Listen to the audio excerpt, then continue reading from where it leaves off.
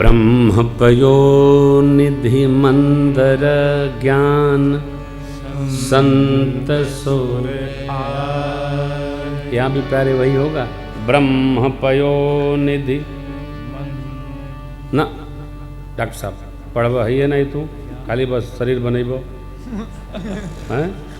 ब्रह्मप देखी बाजी, ब्रह्मपयो निधि मंदर ज्ञान जी संत सुर आय। ऐसे आप लोग सुंदरकांड में पढ़ते हैं। सुंदरकांड में सोरठा जो है उसको हनुमान ते ही परसा,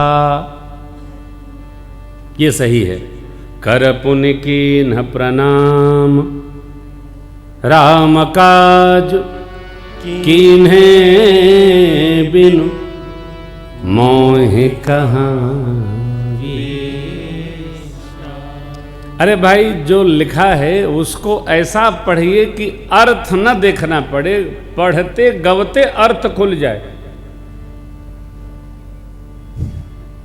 हम तो कहते हैं कम पढ़ा जाए।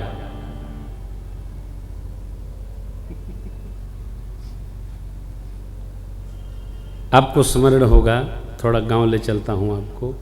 पहले जब कमाने गांव के लोग जाते थे तो माताएं पढ़ी लिखी होती नहीं थी, तो केहू पढ़ुआ के बुला के चिट्ठी लिखवाती थी। तो लिखती थी बाबू लिख दो, कुल लिख दो, कुल लिख दो। तो लिखने वाला कहता था कुल का लिख दे, जो कहबू तो उन्होंने लिखो। तो कहती थी कि लिख दो, थोर लिखल ढेर बुझल। इसका मतलब जो माई कह रही है वो पढ़ने वाला बुझ जाएगा, थोड़ा लिखना ज़्यादा समझना। इसलिए मैं पुनः एक बार कह रहा हूँ, आप सुंदरकांड को झकझोरिए मत। क्या मतलब है? मैं तो जब सुंदरकांड लोग गाते हैं तो वहाँ से उठ के चला जाता हूँ। कई लोगों को बुरा लगता है, मैं करूँ क्या, मेरी समस्या है। हम पाठ भी करते हैं तो थोर पाठ करते हैं, थोर पाठ। थोड़ा पढ़ो भाई, पढ़ो थोड़ा, बूझो अधिक। एक कोई चौपाई, राम भगति मनी, ठीक है। राम भगति मनी उर बस जाके, दुख लवले सन सपन होता के। का मतलब? दुख लव लेस न सपने होता। आप पढ़ो, आपको वर्थ खुले, आप नाचने लगेंगे। ऐसा बाबा ने लिखा है, थोड़ा लिखा है, क्या क्या लिखा है, अद्भुत। सुंदरकांड में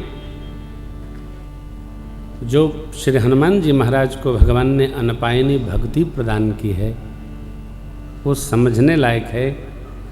और श्री हनुमान जी महाराज का जो सरकार से मधुर संवाद है वो बूझने लायक है। श्री हनुमान जी का जो रावण से संवाद है वो जूझ कर रहने लायक है। रावण ने पूछा, अरे तुमको बांध करके लाया गया, तुम्हें कोई संकोच नहीं हो रहा है? अरे नहीं, मोहिन कछु माधे कई लाजा, कीन चहो निज प्रभु कर काजा। बस हम क्या हैं इसको हम समझें। हमारा कोई अभिमान नहीं, अभिमान स्वाभिमान जो है सरकार का है, प्रभु का है। श्री हनुमान जी इतना सब करने के बाद कुछ मानते नहीं कि मैंने भी कुछ किया। क्या मानते? राम जी मेरे से करवा रहे हैं। सुंदरकांड से इतना ही लिया जाए। सुंदरकांड ये कहता, उसकी फलश्रुति है, सकल सुमंगलदा रघुनायक गुण सादर सुनहित तरहि भव सिंधु बिना। पढ़िए कम, सुनिए अधिक। इस कांड की फलश्रुति है। सुंदरकांड सुनो, मैंने पढ़ के सुनो। हर कांड की फलश्रुति अलग अलग है। हर कांड की। कल सुनाएंगे आपको, सभी कांडों की फलश्रुति का स्मरण करेंगे तो सुना जाए, समझा जाए।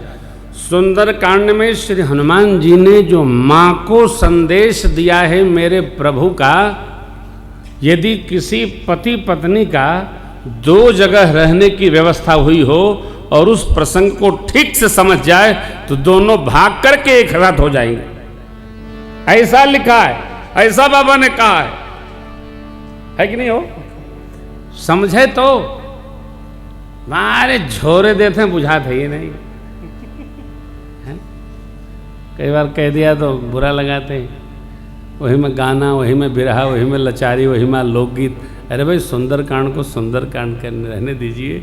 इसलिए सीताराम जी का आनंद है और सरकार के प्रिय लाला की पवित्र ऐश्वर्य लीला है, इसलिए श्री सीताराम जी को अतिशय प्रिय है। क्या कहना, हम आप भावपूर्वक इसको समझें तो ब्रह्म पयो निधि मन ज्ञान संत सुरया कथा सुधा मथि काढ़हि भगति मधुर। ज्ञान रूपी मंदराचल को भगवान के दिव्य चरित्र रूपी समुद्र में छोड़कर अंतस्थल तक ले जाकर, देखिए देवताओं ने जब समुद्र मंथन किया तो कश्यप महाराज के सिर पर मंदराचल टिकाया गया, लेकिन इस दिव्य प्रभु चरित्र रूपी समुद्र के मंथन में नीचे कोई टेक नहीं है। क्यों? संत न जाने कितनी गहराई में उतर जाएं और कहां तक मंथन करें, क्या क्या निकाल दें। अब तो परंपरा ही नहीं रही थी।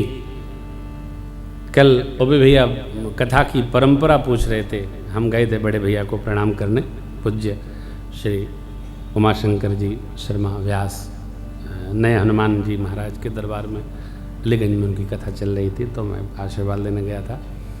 तो मार्ग में पूछ बैठे कि कितनी परंपराएं, आप भी स्मरण करिए। अच्छा प्रश्न किया इन्होंने। मानस की कथा की 4 परंपराएं हैं, 4 वाद हैं। एक सिद्धांतवाद, जो गुरुजन आचार्य पद पर प्रतिष्ठित महापुरुष लोग सिद्धांत के अनुसार कथा गान करते हैं, पूज्यपाद गुरुदेव भगवान उस परंपरा के दिव्य साधक हैं, सदगुरु हैं। सिद्धांतवाद। दूसरा प्रातस्मरणीय पूज्य पंडित विजयानंद त्रिपाठी महाराज का रहस्यवाद। मानस की पंक्तियों में सूत्रवत अंदर क्या रहस्य गोस्वामी जी ने भरा है, इसका अन्वेषण करते हैं, रहस्यवाद। तीसरा, मानस की परंपरा में किसी एक प्रतीक को लेकर कथानकों को, चरित्रों को कैसे उभारना है और जीव तक प्रस्तुत करना है, इस वाद का नाम है प्रतीकवाद, जिसके प्रणेता हुए प्रातस्मरणीय युग तुलसी पूज्य श्री राम किंकर जी महाराज। प्रतीकवाद। अब चौथा वाद चला है भाववाद। सिद्धांत, रहस्य, प्रतीक, भाववाद। कथा क्या कहती है? हमारे लिए कथा क्या कहती है? पूरे का विचार करके, शोधन करके हमको क्या भाव प्राप्त हुआ, इस परंपरा के उपासक है पूज्य मुरारी बापू। और जितने संगीतमय कथा करने वाले कथाकार हैं, सब उनके अनुयायी हैं। हम भी उसी में आते हैं। भाव क्या कह रहा है? ये कथा भगवान ने किया, हनुमान जी ने किया, विभीषण जी ने किया, भैया ने किया, भरत जी ने किया, अरे हमने भी क्या करना? यह भाव क्या इसमें समाहित है? भाववाद वर्तमान में चल रहा है। फिर तो मनमुखी बात अनेक हैं, प्रकट किए बहुपंथ कहना उचित नहीं है, परंतु भाववाद हमको प्रकाश दे रहा है, उसको हम समझें। कथा रूपी अमृत, संत रूपी देवता, देवता रूपी संत काढ़कर और भक्ति रूपी मधुरता जीव मात्र को प्रदान करते हैं, जिसके द्वारा जीव काम, क्रोध, मद, मोह, लोभ और मत्सर इनसे उपरति प्राप्त कर जाता है। कथा प्रत्यक्ष आज करती नहीं करती।